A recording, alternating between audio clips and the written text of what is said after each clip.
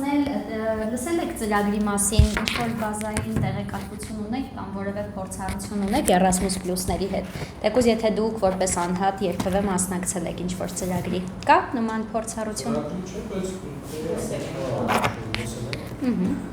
Շատ լավ։ Ուրեմն վստահ եմ, որ հետաքրքիր կլինի տեղեկատվությունը ու բավականին նոր ձեր համար տեղեկատվություն կիմանաք։ Նախ սկսենք ուղղակի հասկանալով Erasmus Plus-ը, որովհետև վստահ եմ, որ շատերդ Erasmus Plus-ի մասին լսել եք առավելապես ակադեմիական կոնտեքստում, որպես փոխանակման ծրագրեր, բուհական համակարգի համար, ուսանողների համար, եւ այո, իսկապես Erasmus Plus-ը սկզբից մեկնարկել է որպես բուհական ծրագիր, ակադեմիական ծրագիր, ուսանողների փոխանակումներ իրականացնելու համար եւ արդեն հետագայում վերջին տասնամյակների ընթացքում առավելապես զարգացել է եւ իր մեջ ներառում է մի քանի ոլորտ, այն համարվում է ընդհանուր կրթական ամենամեծ ծրագիրը Եվրոպական միությունում գործող եւ փակում է մի քանի ոլորտ՝ կրթություն, վերապատրաստում, այսինքն ՄԿՈ ոլորտ, սպորտ եւ առանձին նաեւ երիտասարդություն։ Դրանից զատ Erasmus Plus-ում նաև իրականացվում են ընդհանուր կրթությունը բաժանվում է ինքնին եւ հանրակրթական կրթություն եւ բարձրագույն կրթություն եւ այսպես կոչված adult education, բայց այս ուղղությամբ մենք չենք խորանա, քանի որ հնարավորություններից որոշները փակ են Հայաստանի համար եւ կկենտրոնանանք միայն այն հնարավորությունների վրա, որոնք հասանելի են։ Մոտավոր Erasmus Plus-ը հասկանալու համար, թե որ կոմպոնենտը հա ծրագրի որ թեմատիկան, որ հատվածն է ներառում ծրագրի, ինչպես վիզուալ կարող եք տեսնել, բարձրագույն կրթությունը ամենամեծ կտորն է հա ծրագրի, բայց այստեղ նաև ներառված է սպորտը, որը թեև դիագրամում բավականին փոքր է երևում, բայց դա 500,000 միլիոն եվրոից ավել բյուջե է ենթադրում, այսինքն բավականին մեծ է բյուջեն եւ կարող եք տեսնել, որ մինչեւ 2027 թվականն է գրված սլայդի վրա, բայց ուզում եմ տեղեկացնել, որ 27-ից հետո նույնպես ծրագիրը շարունակվելու է եւ ոչ միայն շարունակվելու է, այլև բյուջեն է կրկնապատկվելու, նաեւ ենթադրելի է, որ որոշ հնարավորություններ գուցե ել ավելի հասանելի դառնան ԵՄ տարածքից դուրս գտնվող երկրների համար, քանի որ ավելի գլոբալիզացիայի է գնում ծրագիրը։ Հիմնականում ծրագրի կառավարումը հասկանալու համար կարճ այսպես փորձենք ձեզ բացատրել, քանի որ այս տեղեկատվությունը ձեզ հետագայում աջակցելու է, որ դուք հասկանաք, որ հարթակում է պետք է ներկայացնել հայտը եւ որ ծրագրերը որ հարթակում են, որպեսզի դրանք իրար հետ չշփոթեք։ Եվ ծրագրի ընդհանուր կառավարումը իրականացվում է Եվրոպական հանձնաժողովի կողմից, լոգոյով այսպես հաստատ ծանոթ է ձեզ, եւ գիտեք, որ ԵՄ գործադիր մարմինն է, եւ ծրագիրը երկու ուղղությամբ է կառավարվում, ապակենտրոնացված ծրագրեր եւ կենտրոնացված ծրագրեր։ Կենտրոնացված ծրագրերը, այդ թվում կարողությունների զարգացում սպորտի ոլորտում նախագիծը, կենտրոնական համակարգով է կառավարվում եւ իրականացվում, այսինքն դիմումները ներկայացվում են Եվրոպական կրթության մշակույթի գործադիր գործակալություն եւ գործակալության կողմից է քննվում ձեր հայտերը եւ որոշում կայացվում ֆինանսավորման վերաբերյալ։ Բայց կան նաեւ ծրագրեր, որոնց մասին որոշումները իրականացվում են ազգային գործակալությունները։ Այսինքն ԵՄ անդամ յուրաքանչյուր երկրում գործում է ազգային գործակալություն, որին վերապահված է որոշակի բյուջե եւ տվյալ բյուջեի շրջանակում իրենք են կայացնում որոշումները, ծրագիր ֆինանսավորել թե ոչ, եւ քանի որ կոչվում է National Agency, երբեմն մեր հայ շահառուների մոտ շփոթմունք է առաջանում, որ մտածում են Erasmus Plus ազգային գրասենյակը մեր երկրում համարժեքն է ազգային agency-ին։ Ամենամեծ տարբերությունը գրասենյակի եւ գործակալության միջեւ այն է, որ գրասենյակը հիմնականում ծառայում է որպես Erasmus Plus-ի հիմնական focal point Հայաստանում, տեղեկատվության տրամադրման առումով, շահառուների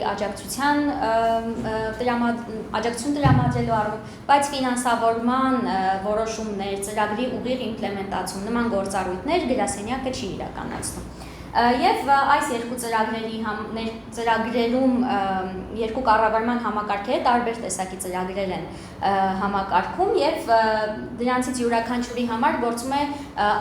տարբեր ռեգիստրացիոն համակարգ, տարբեր հարթակներ եւ դրա համար սա են հիմնական տարբերությունն է, որը պետք է իմանաք։ Ազգային գրասենյակի գործառույթներից արդեն խոսեցի, ուզում եմ տեղեկացնել, որ գուցե ձեզանից շատերը գիտեն, որ գործում էր գրասենյակը, ապա որոշ ընթացք դադարեց գործելուց, այժմ վերաբացվել է գրասենյակը եւ մենք հասանելի ենք ցանկացած տեսակի խորհրդատվության եւ աջակցության համար, ինչպես նաեւ ամիսներ առաջ գործարկվել է մեր Erasmus+.am կայքը, որը ամենամեծ հայալեզու հարթակն է, որտեղից կարող եք ծանոթանալ Erasmus+ հնարավորություններին։ Վերջում նաև ցույց կտամ կայքը վիզուալ, ինքը բավականին լավ տեղեկատվական բազա է ձեզ համար ուսումնասիրելու, որովհետև շատ ավելի հեշտ կերպով է ներկայացված ամեն ինչ, քան ներկայացված կլիներ program guide-ում եւ բնականաբար ավելի հասկանալի լեզվով։ Եվ հիմա արդեն հիմնական կառուցվածքից ինչ բաժիններ ունի Erasmus+-ը։ Ունենք անհատական շարժունության ծրագրեր, կոչվում է Key Action 1, այսինքն հիմնական գործողություն 1, եւ այստեղ հիմնականում իրականացվում են ծրագրեր, որոնք պիտված են անհատներին, անհատների կրթությանը, անհատների շարժունությանը, եւ չնայած նրան, որ անհատների շարժունության մեջ իրականում Erasmus+-ում նաև գործում է սպորտի ոլորտի անհատների համար, շարժունության ծրագրեր, այսինքն կարճատև դասընթացներ եւ այլն, բայց ցավոք սրտի այս հատվածով դեռևս Erasmus+-ը փակ է հայ շահառուների համար, դրա համար այս մասը կանցնենք։ Եվ հիմնական հնարավորությունները սպորտի ոլորտի համար համագործակցություն եւ կազմակերպությունների եւ հաստատությունների միջև Key Action 2-ի ներքո է գործում այն հնարավորությունը, որը բաց է հայ շահառուների համար։ Եվ ի տարբերություն Key Action 1-ի, այն ավելի շատ միտված է ինստիտուցիոնալ զարգացմանը, ինստիտուցիոնալ հարաբերություններին, եւ այս ուղղակի հապավումները հիշեք, քանի որ եթե հետագայում սկսեք գործընկերներ որոնել, տարբեր հայտարարություններ տեսնել, գուցե չտեսնեք հենց անվանումով, օրինակ, որ անձիկ փնտրեն օրինակ CB սպորտում գործընկեր, բայց օրինակ գրված լինի, մենք փնտրում ենք սպորտի ոլորտում Key Action 1 ոլորտում համագործակցող գործընկեր, դուք իմանաք, որ պարզապես ձեր ժամանակը չներդնեք այդտեղ, որովհետև հնարավորությունը փակ է։ Իսկ եթե տեսնեք ընդհանուր Key Action 2 KA2 հապավումով, դա արդեն հնարավոր է այդտեղ համագործակցության եզրեր գտնել։ Եվ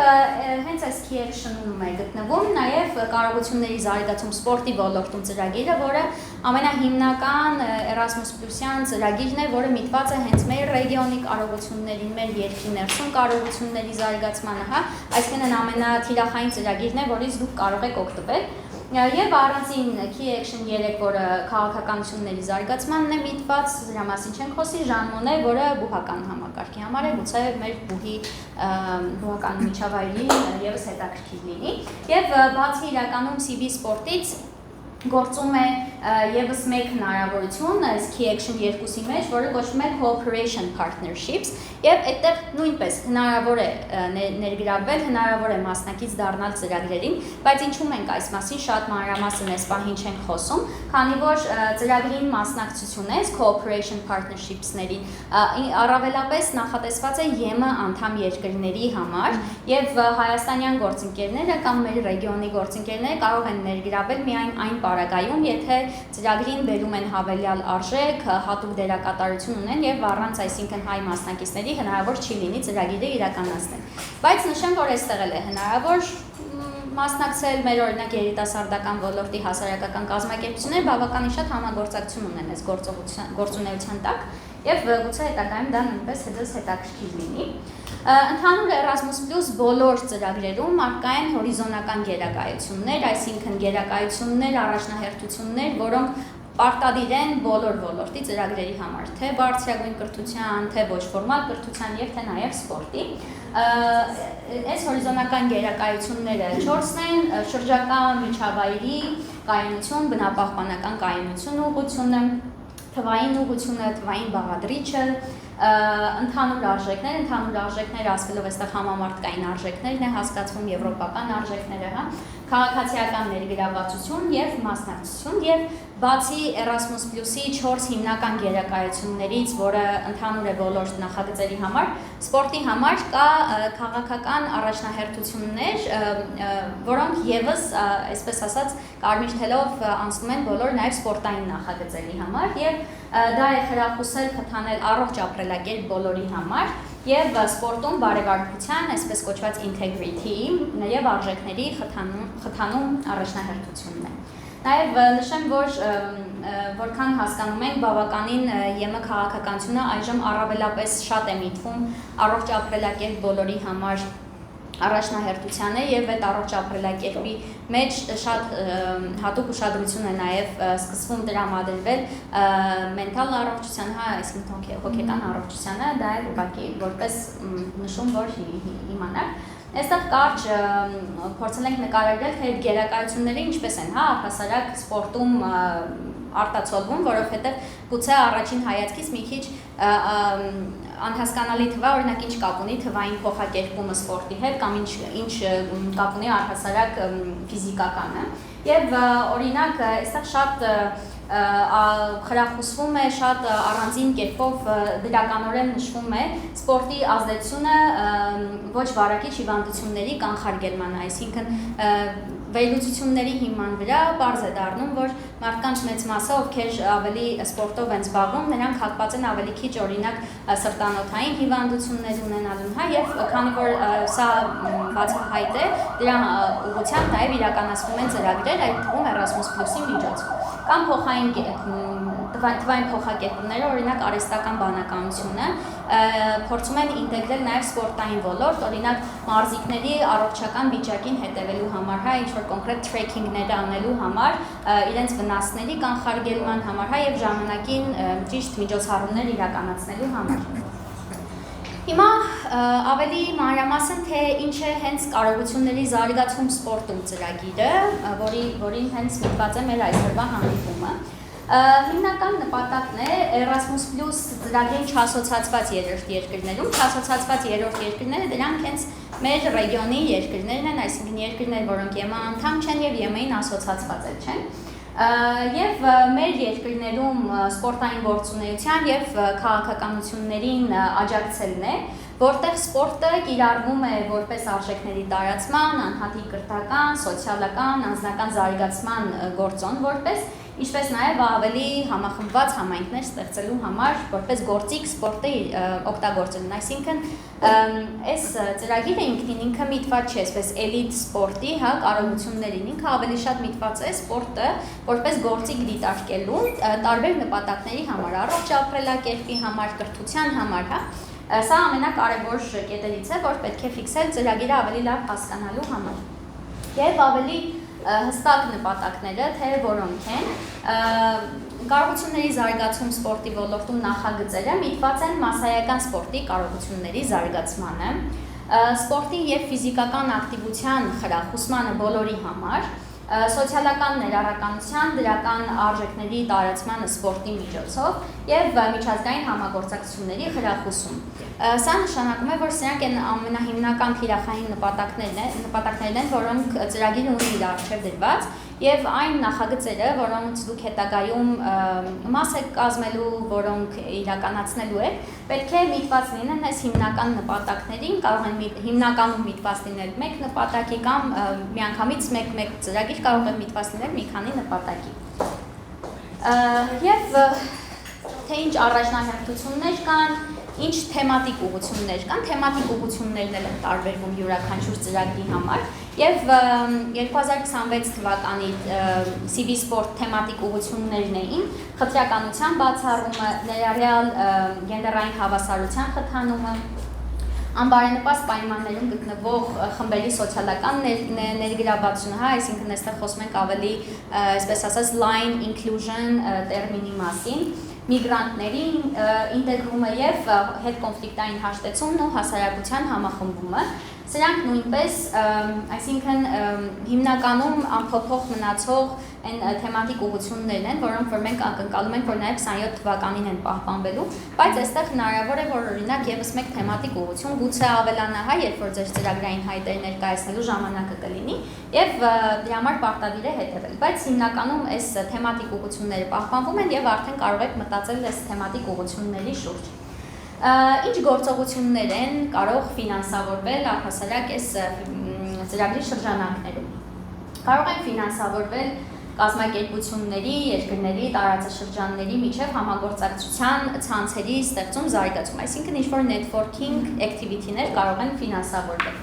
լավագույն փորձի, գաղափարների, նորարարական մոտեցումների փոխանակում, զարգացում եւ իրականացում, քանի որ ծրագրերը միջազգային ծրագրեր են, այսինքն իրենք մեկ գործընկեր կամ մեկ կազմակերպություն չի դիմում ֆինանսավորման համար, այլ ծրագրերը իրականացվում են գործընկերություններով։ Դրա համար գործունեության օրինակներից մեկն է նաև այդ լավագույն փորձի փոխանակումը, օրինակ եվրոպական կազմակերպությունների հետ, այդ փորձը հնարավոր է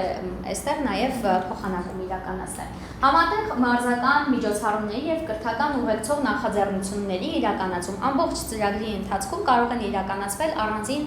կրթական միջոցառումներ, այսինքն օրինակ հակաթոններ, չգիտեմ, մարաթոններ կամ ինչ-որ մրցութային միջոցառումներ, սակայն այստեղ ուզում եմ նշել, որ վերջին տարիներին շատ ընդգծվում է այս ծրագիրը ոչ թե օգտագործել է այդպես հենց առանձին մարզական միջոցառումներ օգտագործելու համար, այլ դրանք հիմնական թիրախ չօգտագործել, այլ ավելի այդպես կենտրոնանալ կարողությունների զարգացմանը, ինստիտուցիոնալ կարողություններին, բայց բնականաբար նման միջոցառումներ նույնպես կարող են իրականացվել այդ ընթացքում։ Սպորտի ոլորտի մասնագետների վերապատրաստում եւ շարժումությունների միջոցով ոչ ֆորմալ ուսուցման նոր մեթոդների, գործիքների, պրակտիկաների կիրառում, սա հատկապես օրինակ կարող է հետաքրքիր լինել ձեր քոլեջին, քանի որ նշեցիք մասնագետների վերապատրաստման ուղղությունը եւ նման օրինակ ունենք, որ ունենք ակտիվ գործող ծրագիր Հայ շահառուների ներգրավվածությամբ, որը հենց միտված է այս կարողությունների վերապատրաստումներին։ Սպորտում խոցելի անբարենպաստ պայմաններում գտնվող խմբերի նկատմամբ խտրականության խնդիրների վերաբերյալ իրազեկվածության բարձրացում, սա նույնպես գործողությունների օրինակ է, որը կարող է իրականացվել եւ կարող է սպորտի միջոցով նաեւ իրականացվել այնպիսի գործողություններ, որոնք միտված են ներգրավված քաղաքացիական հասարակության ձևավորմանը եւ նման ցանցերի զարգացման աջակցությանը։ Մասնակից երկրները, ինչպես նշեցի, Եվրամիության անդամ բոլոր երկրներն են, ծրագրին ասոցացված 6 երկրներ՝ Մակեդոնիա, Իսլանդիա, Նորվեգիա, Սերբիա, Լիխտենշտեյն եւ Թուրքիա։ Եվ այս աշխարհագրությունից զատ, քանի որ Էրասմուսը նաև ինչպես նշեցի ավելի միջազգայնանում է, ներառված են 14 ռեգիոններ եւ այդ 14 ռեգիոններից տարածաշրջան 2-ում ներառված է Հայաստան, սա արևելյան հարևանության երկրներն են, մեզ ինչպես աշխարհագրորեն կարող եք պատկերացնել, ռեգիոնում է նաև Վրաստանը, Մոլդովան, Ուկրաինան, Ադրբեջանը եւ Բելարուսը, սակայն Բելարուսը նշված է աստղանիշով, քանի որ վերջին տարիներին Բելարուսը չի մասնակցում եւ շահառու չի կարող հանդիսանալ։ Այս ծրագիրը նաև բաց է տարածաշրջան 1-ի համար՝ Ալբանիա, Բոսնիա-Հերցեգովինա, Կոսովո եւ Մոնտենեգրո, եւ սա ինչու ենք նշում, ինչու է սա կարևոր, առհասարակ, քանի որ ծրագրում ընդհանուր կոնսորցիումի կառուցվածքը, այսինքն այն գործընկերությունը, որը դուք հետագայում հաստատելու եք, ինքը ունի հստակ կանոններ, թե որ երկրները կարող են ներառվել ծրագրերում եւ որ երկրները չեն կարող ներառվել։ Եվ երբեմն պատահում է, որ այսպիսի փոքրիկ ինչ-որ վրիպման պատճառով ծրագրերը նույնիսկ այդ դիտարկման փուլը չեն հատում, որովհետեւ չեն համապատասխանում մինիմալ պայմաններին։ Եվ ինչն է այդ պայմանը, որ ծրագրում միջռեգիոնալ համագործակցություններ չի թույլատրվում, այսինքն այս երկու տարածաշրջանները չեն կարող ներառված լինել մեկական ծրագրում։ Ծրագրում կարող է ներառված լինել Եվրամիության անդամ երկրները, ծրագրին ասոցացված երկրները եւ մեր տարածաշրջան 2-ի երկրները, այսինքն մեկական ծրագրում կարող է լինել Հայաստան, Ուկրաինա, Հայաստան, Մոլդովա պլյուս ԵՄ երկրներ, բայց չի կարող լինել եւ առաջին տարածաշրջանի արևելյան Բալկանների երկրները։ Եվ ինչ ազդեցություն է առհասարակ ակնկալվում, որ այս ծրագրերը կունենան, դրանք պետք է խթանեն տեղական մակարդակով գործող մարզական կազմակերպությունների մասնակցությանը եւ զարգացնել նրանց կարողությունները, պետք է միտված լինել մեծացնելու կանանց ներգրավվածությանը սպորտային եւ ֆիզիկական ակտիվության ոլորտներում, սա այսինքն հնարավոր իմպակտներից է կախված, թե դուք որ ուղղություններով կիրականացնեք ձեր ծրագիրը։ Ակնկալվող ազդեցությունն է, որ ծրագիրը կնպաստի սոցիալապես անապահով եւ խոցելի խմբերի ավելի ակտիվ սոցիալական ներգրավվածությանը։ կզարգացնի միջազգային միջպետական համագործակցության կարողությունները եւ այս համագործակցության համատեքստում կամրապնդի մեր տեղական կազմակերպությունների կարողությունները ներառականության, համերաշխության եւ կայուն զարգացման ուղղություններով։ Սա այսինքն UN-ի and SDG-ների Sustainable Development Goals-ի այդ framework-ն է։ Ինչպես նաև ծրագրերը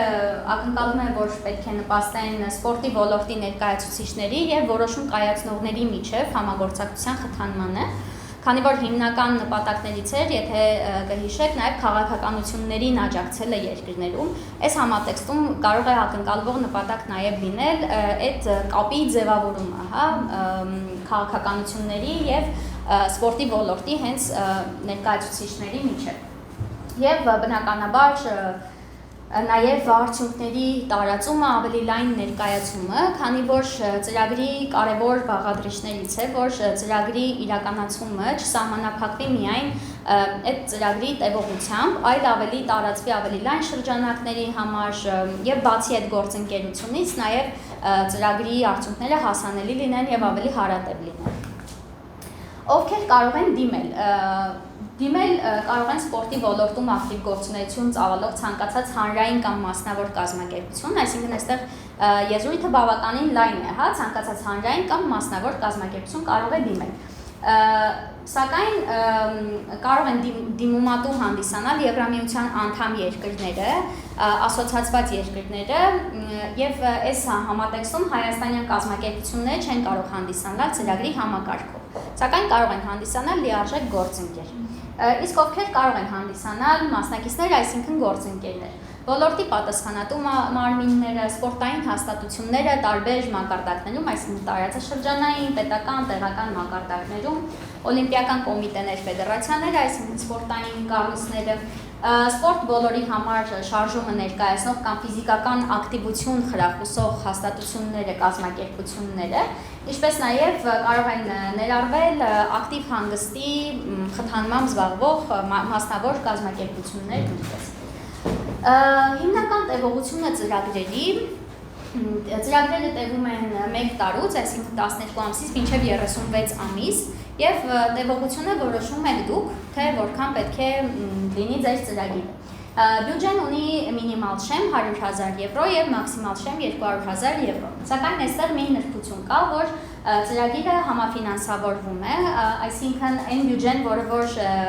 տրամադրվելու է Եվրամիության կողմից, կազմում է ձեր ծրագրի ընդհանուր արժեքի 80%-ը, մնացած 20%-ը ծրագրի ընդհանուր արժեքների դուք պետք է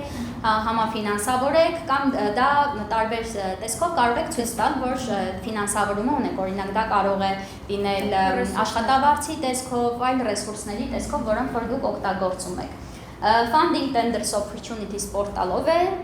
հայտերը ներկայացվում եւ սովորաբար վերջնաժամկետը լինում է փետրվարի վերջ կամ մարտի սկիզբ, պես տարի մարտի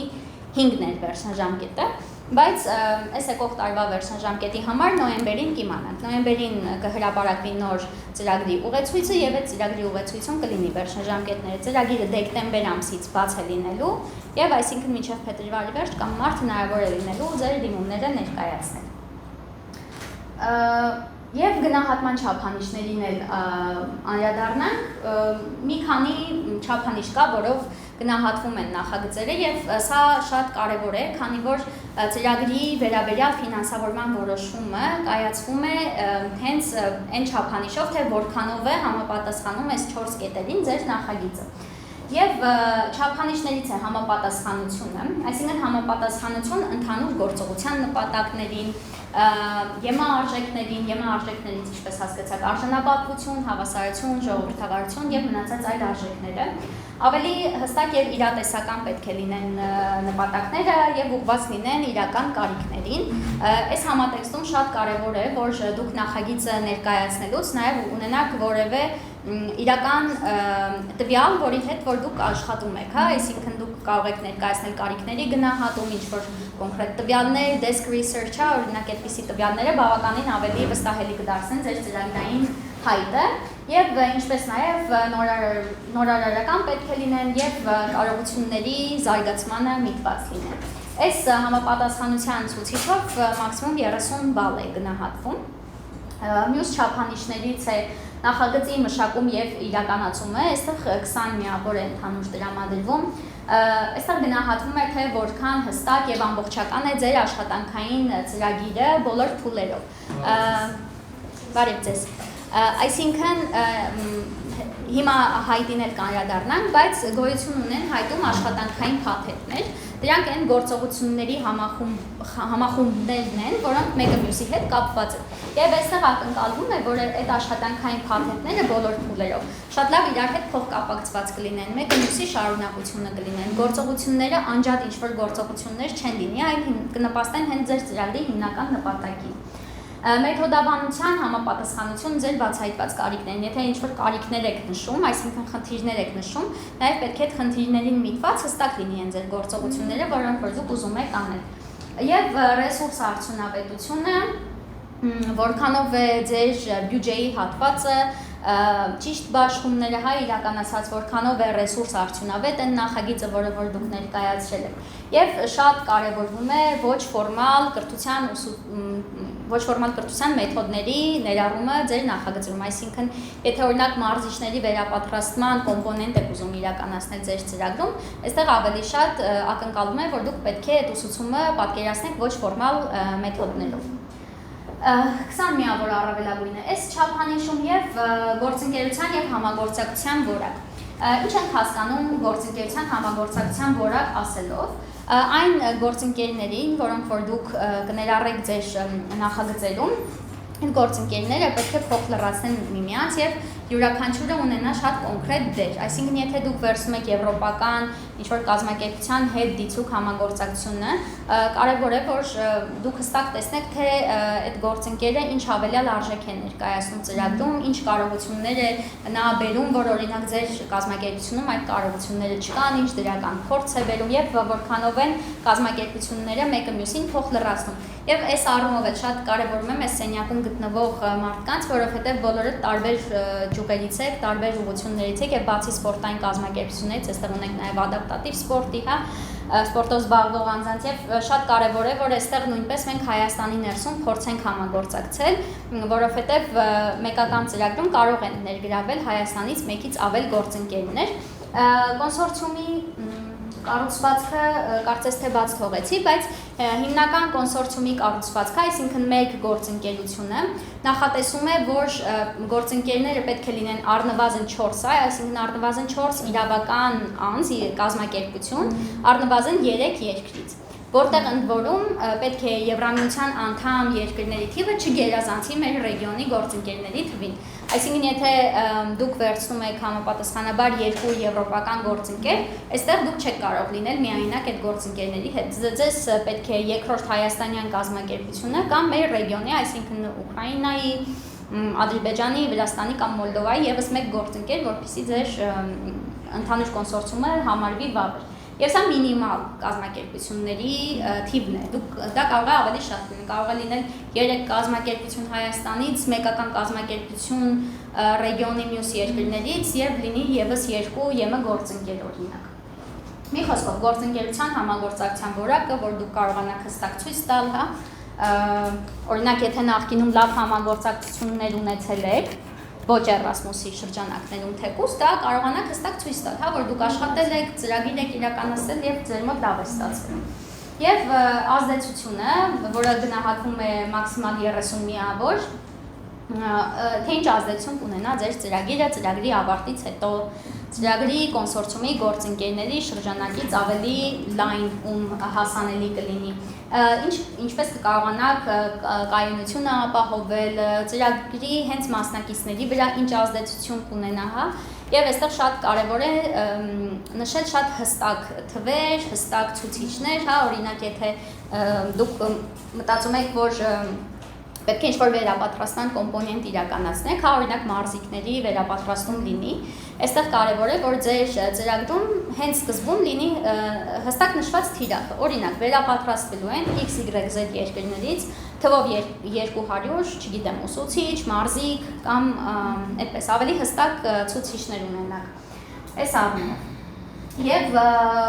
կա ֆիքսված նվազագույն շեմ, որը 60-ն է,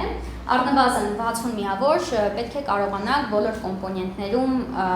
ունենալ, որպեսզի ծրագիրը առհասարակ դիտարկվի ֆինանսավորման համար։ Եվ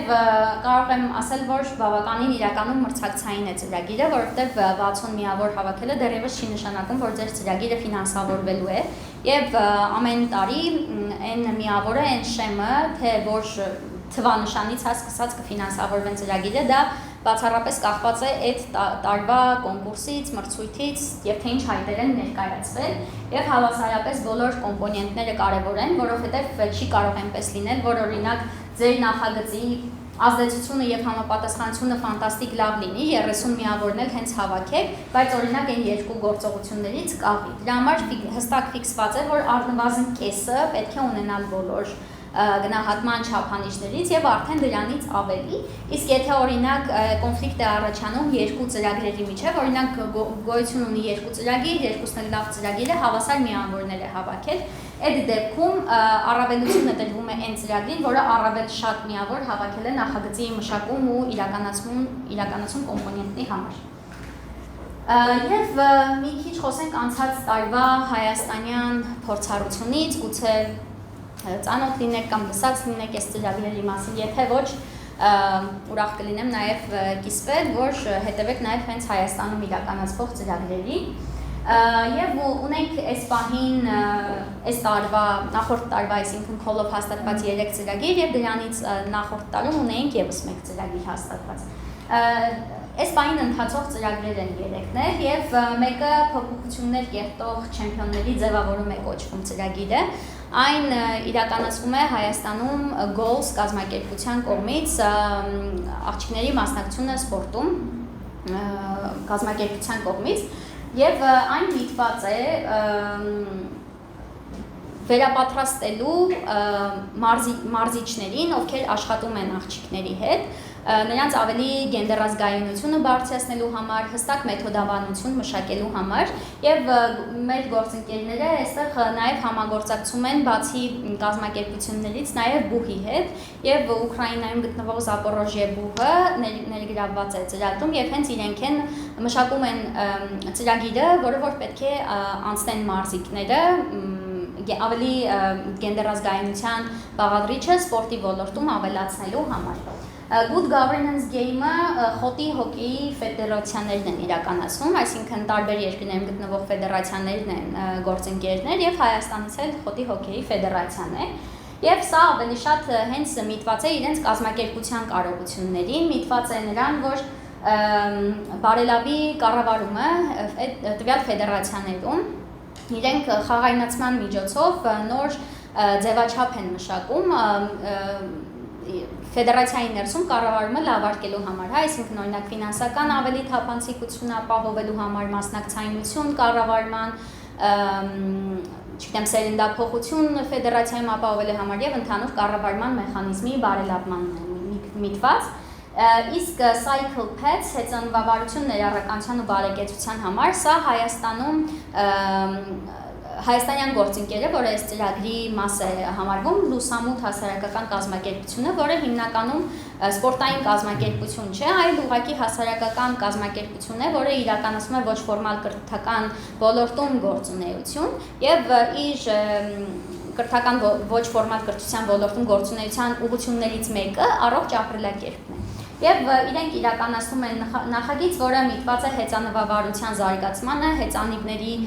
օգտագործմանը որպես հիմնական տեղափոխման միջոց, ընդհանուր հեծանվավարության զարգացմանը մեր երկրում եւ իրենք արդեն մի քանի հեծանվավարության դասընթաց են հենց իրականացրել Հայաստանում, ծրագիրը ակտիվ փուլի մեջ է եւ գործընկերները նաեւ նշել են, որ հետագայում եւս շարունակվելու է, իրենք հիմնականում աշխատում են դեռահասների հետ, սովորեցնում են հեծանվավարության, տարբեր տեսակի մրցույթներ են իրականացնում եւ ընդհանուր, այսինքն promote են անում հեծանվավարությունը մեր երկրներում։ Նախագծի մեկ այլ օրինակ եմ ուզում ձեզ ցույց տալ, որտեղ հայաստանյան գործընկեր ներառված չէ, բայց ինքը բավականին լավ օրինակ է, որ մեկ ծրագրում այդ առաջնահերթությունները, թեմատիկ ուղղությունները կտեսնեք եւ կոչվում է Act Rise։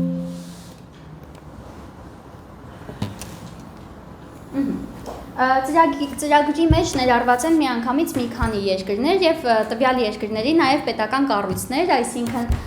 Ռումինիայից ներառված է հենց իրենց սպորտի գործակալությունը, այնտեղ քանի որ սպորտի ոլորտի համակարգումը չի իրականացվում նախարարության կողմից, վարչապետինքից սպորտի գործակալություն է կցված, որը սպորտային քաղաքականությունն է իրականացվում երկրում եւ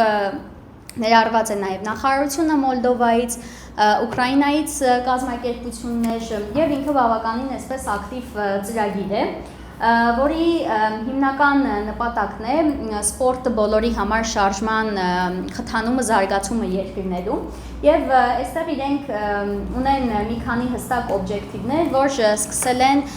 քաղաքականությունների բացերի քարտեզագրումից սպորտ բոլորի համար շարժման համար հենց կոնսորցիումի անդամ երկրներում, Ռումինիայում, Մոլդովայում, Գերմանիայում, Ուկրաինայում նոր մեթոդոլոգիա են զարգացրել սպորտ բոլորի համար տրեյնինգներ իրականացնելու համար, իրականացրել են կարողությունների զարգացում, այսինքն հմտությունների զարգացում ավելի քան 200 սպորտային ֆեդերացիաների ներկայացուցիչների համար, հենց գործընկեր անդամ երկրներում եւ նաեւ ստեղծել են այդ նույն դասընթացների էլեկտրոնային e-learning հարթակը ռեգիոնի մյուս երկրների համար է եւ նպատակներից մեկն է նաեւ raise awareness իրազեկվածության բարձրացումը հենց սպորտ բոլորի համար շարժման նպատակով լավ սենսիչն է տեսեք գործընկերները էլի հստակ կարիքների գնահատում են իրականացրել նրանք գտել են հստակ բացեր որ Ռումինիայում օրինակ սպորտ բոլորի համար կազմակերպությունների 35%-ն են ընդհանրապես մասնակցում, մինչդեռ Գերմանիայում 40%-ն է, ավելի քան 60%-ն է մասսայական սպորտի կազմակերպություններից ներառականության ծրագրերով առաջնորդվում, մինչդեռ Գերմանիայում շատ ավելի լավն է այդ փորձը, ավելի քան 80%-ն է, հա Գենդերային հավասարության մասով այստեղ եւ Մոլդովայում եւ Ուկրաինայում նույնիսկ 50%-ից ավելի ցածր վիճակ է, այսինքն 40% է, 45 Ռումինիայում է, իսկ Գերմանիայում ամբողջովին հավասար մասնակցություն է։ Ինչպես նաև այստեղ գործընկերները բացահայտել են, որ վերլուծությունների բավականին մեծ գեփ կա, այսինքն բաց թողում կա, որ գործող թվային տվյալները բավականին limited են բոլոր երկրներում եւ դրա համար հենց այս ուղղությամբ եւս իրականացրել են գործողություններ, այստեղ կտեսնեք իրենց գործընկերներին եւ այն տրեյնինգային գործողությունները, որոնք իրենք արել են, դասընթացները, այսինքն իրականացրել են 4 վեբինար հենց ծրագրի առաջնահերթ նպատակների ուղղությամբ, որ նշեցի կհիշեք։ Իրականացրել են վեբինար գենդերային հավասարության ուղղությամբ, safeguarding, այս ավելի շատ էլի սպորտի integrity-ի այդ առաջնահերթությանն է միտված, վեբինար ներառականության մասով եւ հետ կոնֆլիկտային հաշտեցման թեմայով։ Դրանից զատ իրականացրել են 2 մեծ տրեյնինգներ հենց ֆիզիկական ֆորմատով, մեկը Մոլդովայում, մեկը գործընկեր երկրներից Ռումինիայում, որտեղ ավելի շատ ծրագիրը եւ դասընթացը միտված է եղել համակարգերի ձևավորմանը, հա, այսինքն այդ բաց թողումների, խնդիրների հիման, վերհանված խնդիրների հիման վրա արդեն համակարգերի ձևավորմանը եւ այստեղ բավականին այդպես հենց կարեւոր է որ նախարարությունների ներգրավվածությամբ ծրագիր է եւ այդպես որպես վերջնական ազդեցություն նաեւ քաղաքականությունների վրա ազդեցությունն է դիտարկվել։ Այսպես սա որպես լավ օրինակներից մեկ եւ նաեւ այստեղ իրենք ունեն կոնկրետ output-ներ, այսինքն կոնկրետ ինչ-որ ֆիզիկական ֆորմատով կամ հա շոշափելի ինչ-որ արդյունքներ, որոնք ունեցել են guidance ստեղծել հիմնական իվենտների համար, ինչ-որ տեսա վիդեո պատմությամբ են հանդես եկել, կրթական մատերիալներ են ստեղծել թե էլեկտրոնային տարբեր լեզուներով մինիմում 30 էջից եւ ինչպես նաեւ հստակ ինչ-որ curricula են ստեղծել, որը ադապտացվել է Մոլդովայի եւ Ուկրաինայի համար, այստեղ ուշադիր եղեք Մոլդովայի եւ Ուկրաինայի համար հատվածին, որովհետեւ ինչպես տեսնում եք, ծրագիրը միտված է եղել ռեգիոնի երկրների կարողություններին, այսինքն այստեղ Ռումինիան եւ Գերմանիան ավելի ծրագրային լավ օրինակ են հանդիսացել եւ փորձի փոխանակում են արել երկու երկրների համար։ Սա այսպես օրինակներից մեկ որպես հարցեր կան մինչև այս պահը, եկեք քննարկենք, եթե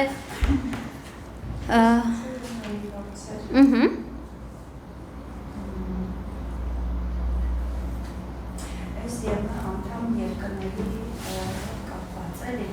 մի բան եմ ուզում հարցնել, ոչ հստակ ինձ համար, մենք օրինակ այս պարին ունենք համագործակցություն մի կառույցի հետ, որը գտնվում է Նիդերլանդներում և ասենք Խորվաթիայում, Բուլղարիայում։ Ուզում եմ իմանամ, իրենք կարող են ներգրավված լինել։ Այո, կարող են։ Կարող են և այսինքն այդ երկրներից նաև մենք պետք է պարտադիր ընտրենք նաև Ուկրաինա, Մոլդովա, Պարտադիր չի կարող եք Հայաստանից և համագործակցել այս 3-4 երկրներ։ Ուղղակի տեսեք, այստեղ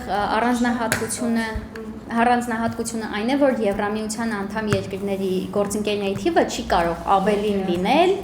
քան այո, մեր երկրի ոչ ԵՄ երկրների թվին, այստեղ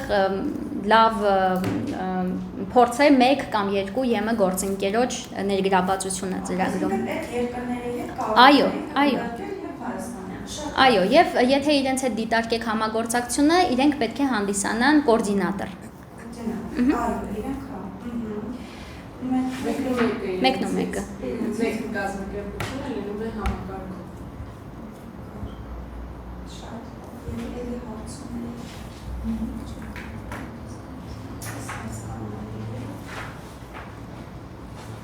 Դուք կարող եք ձեր հարցեր ուղղել մինչև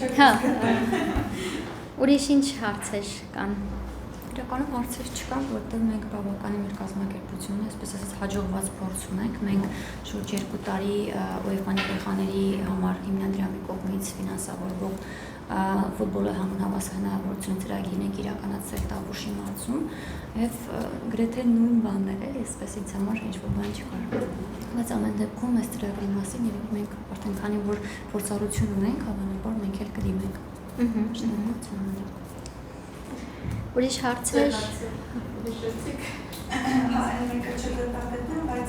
օրինակ խաբերքի մասնագիտացված մանկատունը կարող ենք դիտարկել որպես գործընկեր,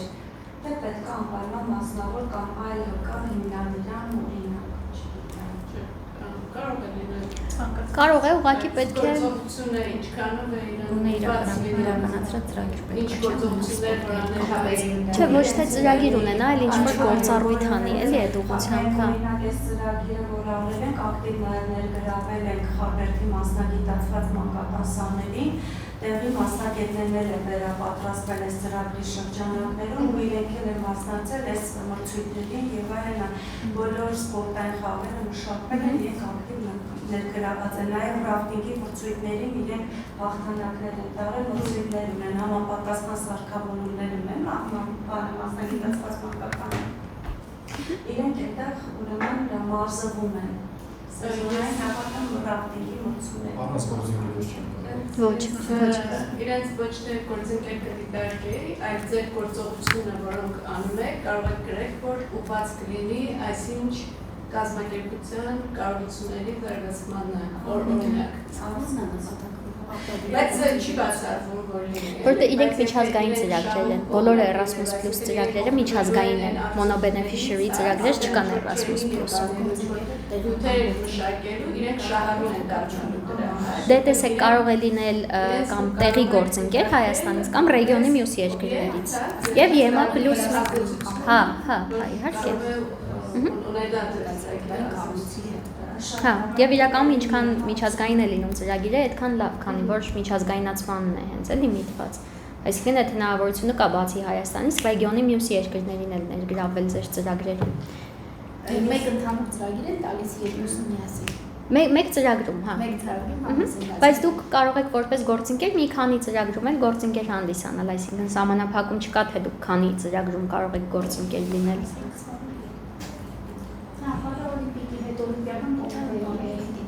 Ոնց որ ինձ հետաքրքրող հարցադրում արեց, եթե մենք գործընկեր կազմակերպության հետ համագործակցում ենք, մենք երկուսով մի հայտ ենք ներկայացնում, ճիշտ հասկացա։ Այո։ Մեկը լինում է համակարգող։ Էլի մեկը հիմա համակարգ։ Եվ բացի հիմնական գործընկերներից կարող եք ասոցացված գործընկերներ էլ ունենալ, հա, օրինակ այդ պարագայում մանկապարտեզը, որ նշեցիք, գուցե հնարավոր է իրենց որպես հիմնական գործընկերոջ փոխարեն որպես ասոցացված գործընկերներ առել։ Ասոցացված գործընկերները ուղղակի ծրագրին աջակցող կողմեր են, բայց իրենք հստակ ինչ-որ գործողություններ չեն կառավարում, չեն իրականացնում ֆինանսական։ Այո, դեպքում ֆուտբոլ ֆեդերացիան է։ Ձեր ասոցացված գործընկերը ձեզ պետք է օգնի խորհրդատվությամբ, ենթակառուցվածքով կամ ձեզ ծրագիրը իրականացնելու Համայնքապետարանն է։ Կարող է։ Այո։ Եթե աջակցելու են ծրագրի իրականացմանը որևէ փուլում, այո, բայց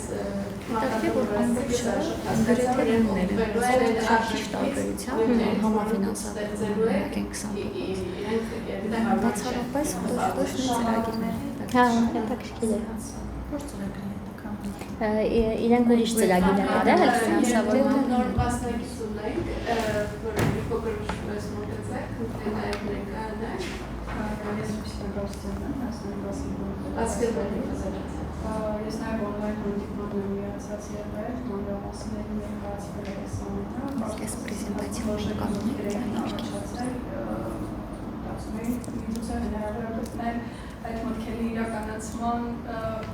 աջակցություն այս ծրագրի շրջանակներում։ Հիմա կոնկրետ մենք ավելի շատ կենտրոնացած ենք Հայաստանի տարբեր առաջնությունների կազմակերպման վրա ու օրինակ գործի հետ էլ համագործակցում ենք աղջիկների տարբեր տարիքային առաջնությունները կազմակերպելու ուղղությամբ, ու այստեղ էլ արդեն ինձ մոտ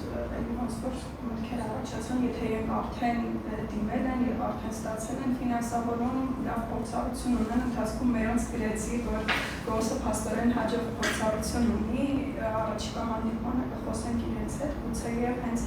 իրենց հետ դիմենք որևէ ծրագրի, որովհետեւ այն մտքերը, որ ես ունեմ, կրթական բաղադրիչ են պարունակում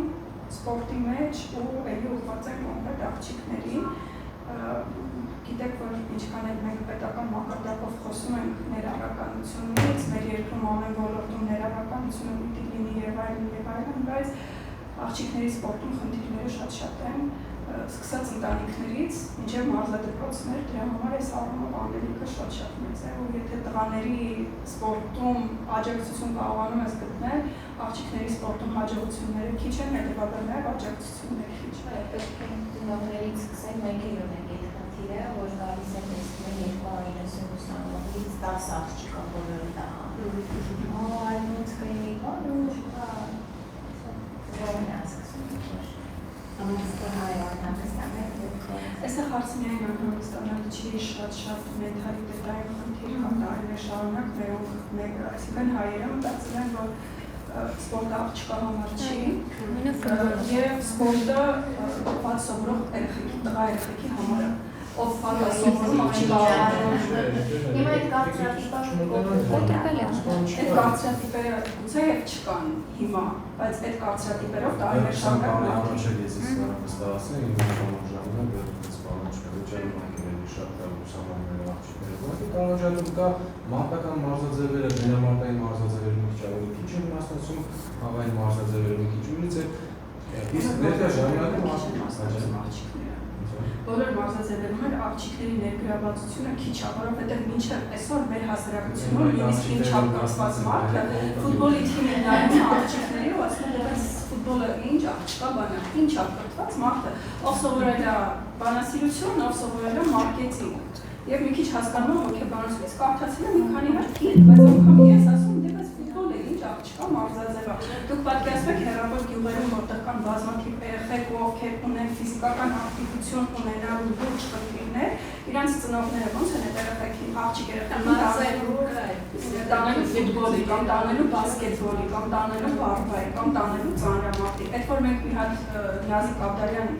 կներեք հարկարի համար, մի Նազիկ Աբդալյան, Միրուսմեր Խուժուձյան ու մի Մելինե Դալուզյան ունենք, հիմա արդեն Էմա Պողոսյան կա, բայց Մելինե Դալուզյան չունենք արդյունքում, որովհետև մենք անգրագետ ենք սպորտի առումով բոլոր ոլորտներում ու տղերքներ հիմնականում եթե դուք նայեք սպորտսմեններին, խոսացրեք։ Ես 10 տարի սպորտային լրագրող եմ եղել, շփվել եմ մարդկանց հետ, հարցազրույցներ եմ արել ու գլխիցս ծուխեր դուրս գալիս։ Ես հասկանում եի, որ ոնց իմ դասարանցիներն էին, ովքեր 3-ներով մի կերպ քաշ եկան հասան 10-րդ դասարան, գնում էին կարատեի, որտեղ դե մեկը չէին ընդունվելու ոչ միտեղ, մեկը բան չէին սովորել, թող գոնե գնան կարատեի, գլուխներս ազատվի։ Այդ նույնը հիմա էլ կա մարզերում։ Բայց շատ կարևոր է, որ մարզիկը կրթված լինի։ Դրա համար եկեք նայենք մեր սպորտի մեջ, քանի շատ անվանի մարզիկ ունենք անկախության շրջանում։ Հենոյի Նիկոլ, Արտուր Ալեքսանյանի Ես Նիկոլ։ մտածեցի, որ դուք կարող եք շատ լավ պրոյեկտ անեք կարծրատիպերի կոտրման հետ կապված, ֆլեշմոբեր եւ այլն։ Դիակոնավոր ծրագրեր կան, բայց աններ, Ինչ։ Չէ, ես ինքս երբևէ սպորտով չեմ զբաղվել, ցավոք սրտի։ Գիտեք ինչի չեմ զբաղվել, որովհետև իմ ընտանիքում մտածում էին դե դասերն է հասցնում։ Չէ, դաշնամուրերը չէին ուղարկում, ասում էին դե հազիվ դասերն է հասցնում, բայց ես ապրում էի մի համայնքում, որտեղ ոչ մի զբաղմունք չկար, ոչ մի զբաղմունք։ Ես չեմ սիրել ֆուտբոլ խաղալ, ես սիրում եմ ֆուտբոլի ուսապանում։ Յոթ կարծրատիպի խնդիրը թե ինչի խնդիրը։ Թե հանրությանը շփոթություն եք։ Չէ, ես ես ասացի չեմ սիրել։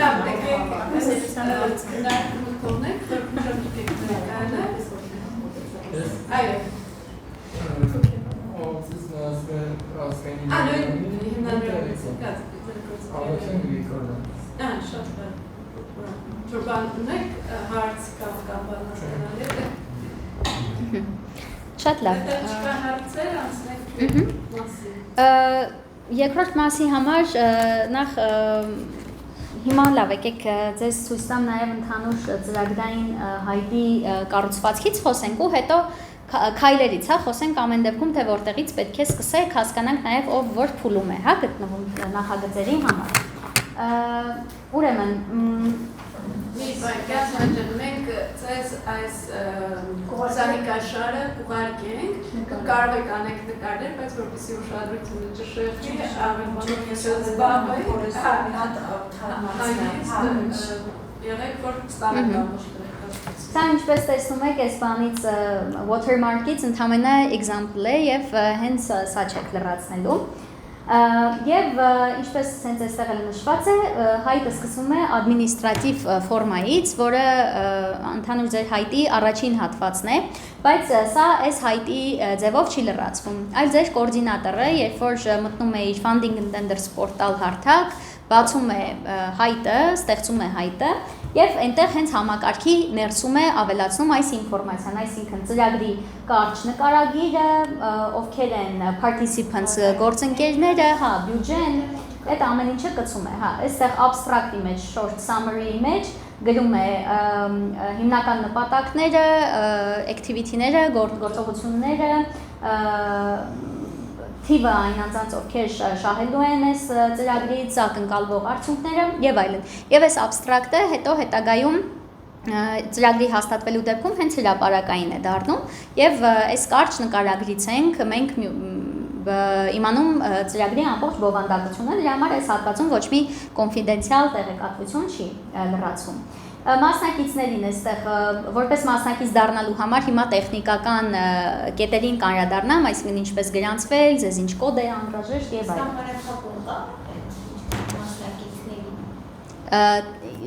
Քանակի, այսինքն, չէ, այդ մինիմալ շեմն է միայն ու դրանց ավել կարող է լինել։ Գիտեք, պետք է հաշվի առնենք, որ նաև բյուջեն 100-ից 200,000 է, այդ ինչ կարի ասում եք սա ունապատում չկա, այնուամենայնիվ դա պետք է իրատեսական լինի, հա, բաշխում։ Համար յուրաքանչյուր կազմակերպություն, որքան ֆինանսավորում է ստանալու, այսինքն չի կարող ընդհանրենք լինել տպավորությամբ 10 կազմակերպություն, որտեղ բյուջեն ինքը ամեն դեպքում սահմանափակ է։ Խոսքով էլ այդ տեխնիկական հատվածներն են, կոնտակտային անձ, բյուջե, և հիմնական արդեն հասնում ենք ծրագրային այդ նկարագրման հատվածին, որը կայքից հետո անհրաժեշտ է լինելու իրեն քաշել, այսինքն Word ֆորմատով, ձեր բոլոր գործընկերների հետ կիսվել կամ, չգիտեմ, այնտեղ աշխատանքի բաժանում արդեն ինչպես կանեք էլի, թե ով որ հատվածն է լրացնելու, և ընդհանուր արդեն ներկայացնել ծրագիրը։ Ինչպես տեսնում եք, այստեղ էլի հենց այդ գնահատման չափանիշներին համապատասխան, չնայած ասում եմ տեսնում եք, բայց դժվար տեսնեք, հեռու է։ Ոնց մեծացնենք, սենց լավ է։ Չկա այստեղ full screen ինչ-որ Չէ, չէ։ Լավ, սենց իշնեմ ինքը իրական։ Այն երեքի ծփակի, Այս։ հա։ Ինձ որ է անում, լավ, սպասեք, սկիզբը բարձրանում եմ բյուջեի էջնա և հիմնական ես կոմպաներին Table of Contents-ին անդրադառնանք Ռելևանսը, ինչպես հիշում եք, այդ համապատասխանությունն է ծրագրին, հենց այդ կետից սկսելու եք լրացնել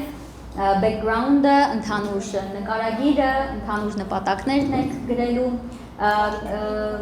needs analysis, կարիքների անալիզ և ավելի արդեն հստակ նպատակները և այստեղ շատ կարևոր է, որ երբ որ այստեղ գրված է needs analysis, սա հենց նշանակում է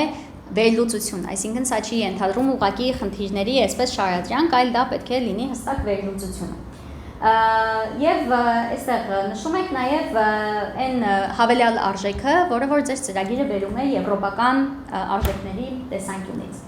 Հաջորդը էլի նվիրված է գնահատման չափանիշներից որակին, quality-ին, կոնցեպտը, մեթոդոլոգիան, մենեջմենտը ինչպես է իրականացնելու, որակի ապահովման ցուցիչների նկարագրմանը, ծրագրի ընդհանուր մոնիտորինգին, ծրագրի evaluation-ը, գնահատումը, վերջում այդ ստրատեգիաները պետք է մանրամասն նկարագրեք, պրոյեկտի թիմը, ստաֆը և էքսպերտները, քանի որ ծրագիրը նաև ծրագրի ֆինանսավորումը ինքնին ենթադրում է ֆինանսավորում նաև անձնակազմի, աշխատավարձների տեսքով և տարբեր այդպես հոնորարների, դրա համար այստեղ նաև հստակ նշվում է ծրագրային թիմը, այսինքն ծրագրի կոորդինատորները ովքեր են, ինչ փորձառություն են իրենք բերում ծրագրին, ինչ էքսպերտիզա ունեն և այլն։ Մնացած հատվածները արդեն էլի նվիրված է ծրագրի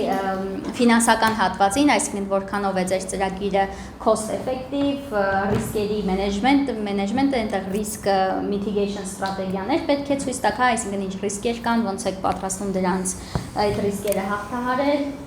եւ կոնսորցիումի management-ը, որոշումների կայացում, քանի որ բազմակողմ գործընկերային ծրագրեր են, ինչպես է առհասարակ ձեր գործընկերությունը պրակտիկ առումով գործելու։ Ազդեցությանը, ինչպես հիշում եք, ազդեցությունն էլ ծրագրի կարևոր այդ գնահատման չափանիշներից է, դրա համար impact-ը, ինչ impact է կակնկալում, ինչ ազդեցություն է կակնկալում, որ ձեր ծրագիրը կունենա, ինչպես եք հետո այդ դրական ազդեցությունը տարածելու, ինչ ստրատեգիաներ եք իրականացնելու կոմունիկացիան ապահովելու համար, dissemination, visibility, տարածում, տեսանելիության բարձրացման, մանրամասն այստեղ պետք է նկարագրեք եւ կայունությունը եւ ծրագրի ավարտից հետո ծրագրի շարունակականությունը կամ դրական ազդեցությունը։ Եվ սա արդեն բաշխված է կոնկրետ աշխատանքային փաթեթների, աշխատանքային փաթեթ 1, աշխատանքային փաթեթ 2 եւ այս աշխատանքային փաթեթների այստեղ տեսնում եք դաշտերով ուղղակի այստեղ պետք է լինելու հետո լրացնել։ Եվ արդեն այստեղ նշվում է աշխատանքային փաթեթներ, այսինքն գործողությունների տեսակներ, որոնք դուք իրականացնելու եք, այսինքն հիմնականում աշխատանքային փաթեթ 1-ը սկսվում է ծրագրի մենեջմենտի հետ կապված հարցերով, նրանից հետո արդեն անցնում եք հստակ գործողությունների եւ կախված քանի գործողություն, քանի կոմպոնենտ է ներառում ձեր ծրագիրը, կարող է մի քանի աշխատանքային փաթեթներ լինել եւ հիմնականում ստանդարտ նաեւ վերջին աշխատանքային փաթեթները միտված են լինում հենց դրամաբանորեն ծրագրի ավարտին, այսինքն ծրագրի փակմանը, ծրագրի դրական ազդեցությանը, dissemination-ի տարածմանը եւ այստեղ հստակ նաև նշվում է, թե յուրաքանչյուր աշխատանքային փաթեթի համար որքան ֆինանս է անհրաժեշտ։ Եվ սա ինչով է կարևոր, հիմա կնշեմ մի փոքր հետո։ Այստեղ նշում եք նաև տևողությունը, ծրագրի քանի ամիս է տևում եւ ով է ձեր կոնսորցիումի գործընկերներից կոնկրետ այդ աշխատանքային փաթեթը առաջնորդելու։ Օրինակ դուք ունեք գործընկեր, որը առաջնորդելու է, չգիտեմ, dissemination-ի եւ ծրագրերի այդ տարածման փաթեթը, ինչ որ մեկը management-ի փաթեթը։ Այստեղ արդեն կախված է լինելու հենց ձեր ծրագրի հիմնական նպատակներից, թե որ գործընկերը ինչ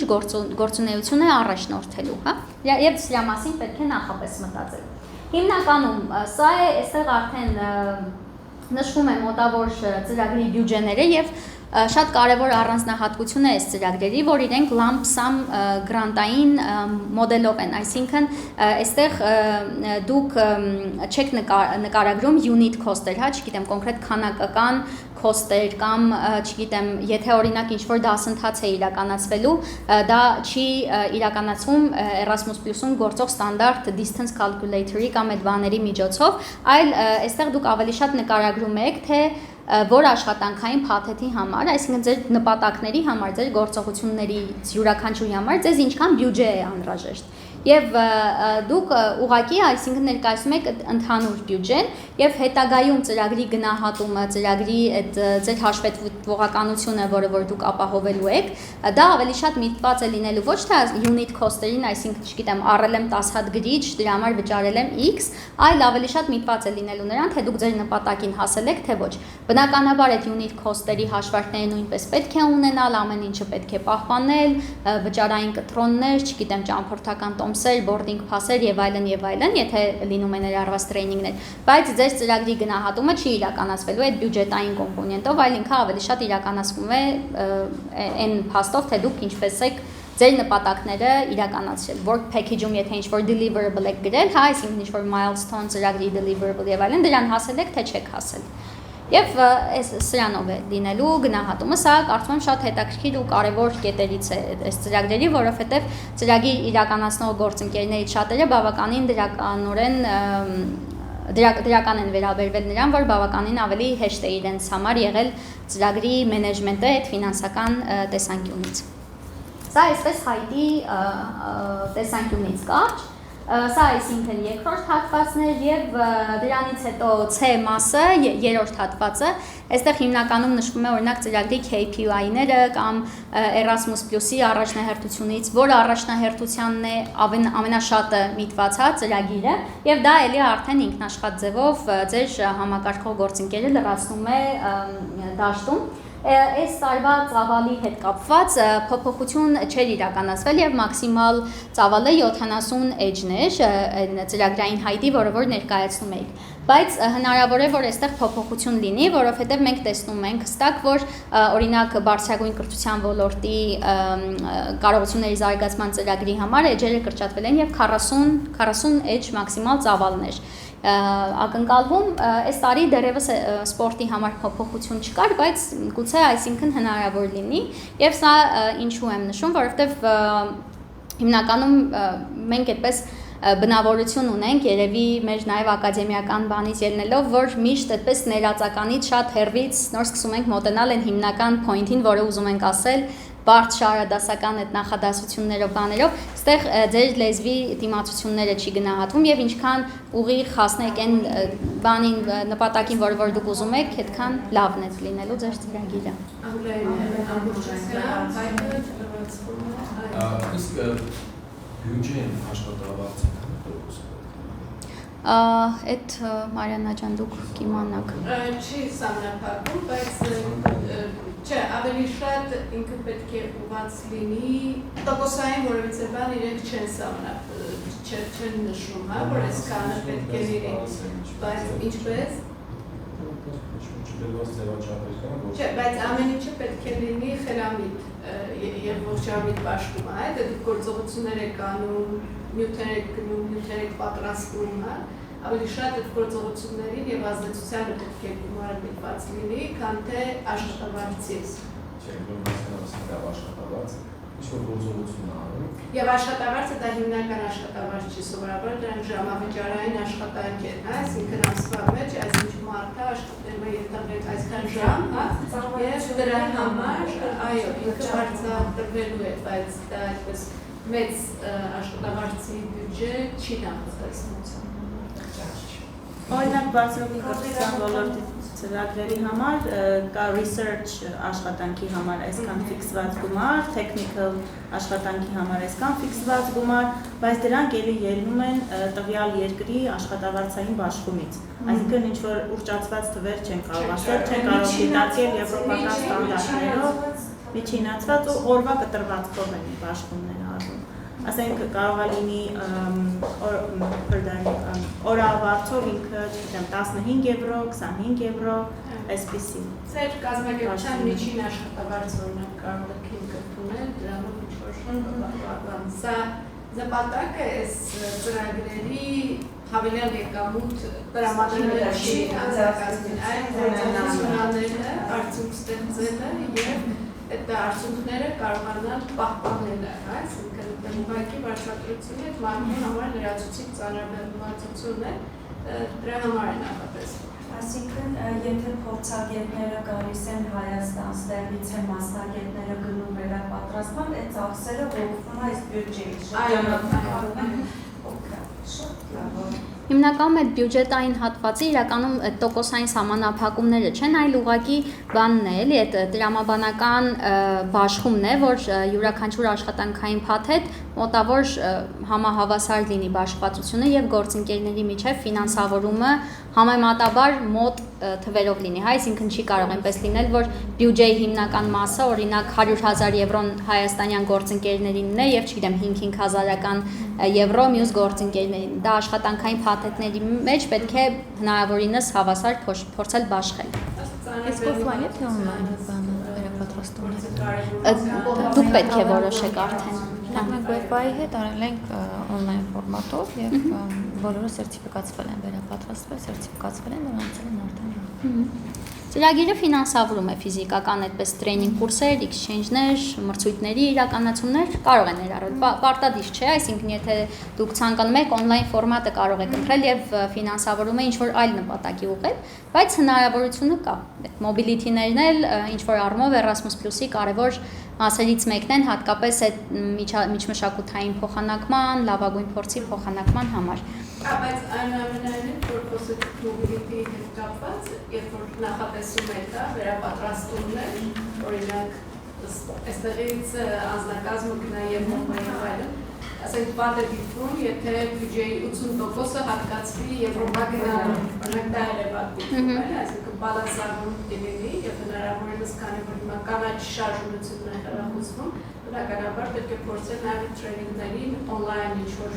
ձևաչափով կազմակերպել, այսինքն դա չարաշահել պետք չի, ըստ անհրաժեշտության պետք է լինի ինչքանով է պետք ձեր Եվրոպա մեկնելը, քանի օրով եւ այլն, մի անգամը բավական է օրինակ։ Հա, քանի որ ԵՄ-ի համար են key action մեկը կհիշեք, հիմնական շարժունության իրենք ֆինանսավորում ունեն, անում են այդ ծրագրերը, այս ծրագրերը իրենք ավելի շատ ինստիտուցիոնալ կարողություններին են միտված։ Եվ այստեղ ձեր նաև եթե հետագայում ուզենաք ծրագրի գաղափար գեներացնել, ձեզ աջակցող հարցային հարցաթերթիկների նման բան ենք ստեղծել, որը համանման է հենց այն գնահատման չափանիշներին, որոնցով որ ձեր ծրագիրը հետագայում անցնելու է, իսկ առաջին էջում ձեր հիմնական 6 քայլերն են, որոնք որ պետք է սկսեք իրականացնել, այստեղ մի քանի օրինակ է եւ թվային տարբերակով նույնպես ձեզ հետագայում կփոխանցվի, այստեղ ձեզ տամ եւ կգեք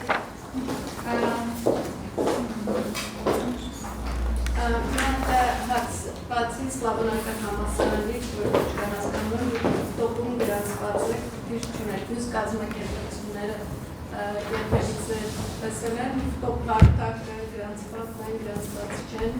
չեք գրանցված։ Հա, ոչ մեկ գրանցված չի, իմ հիշելով ՀԿ-ներից կամ հույսի կամուրջը կամ չեմ հիշում, որ կազմակերպությունը գրանցված։ Funding and tenders portal։ Դուք գրանցված եք։ Մնացած կազմակերպությունները գրանցումներ չունեն։ Եվ սլավոնականը ունի, եւ եթե դուք պատրաստվեք դիմել, պետք է օգտագործեք նույն այդ պիկ համարը ինչ-որ սլավոնականը ունի այս գրանցում մեկ կազմակերպության կարող է մեկ Համանախագում չէ, վճարովի չէ։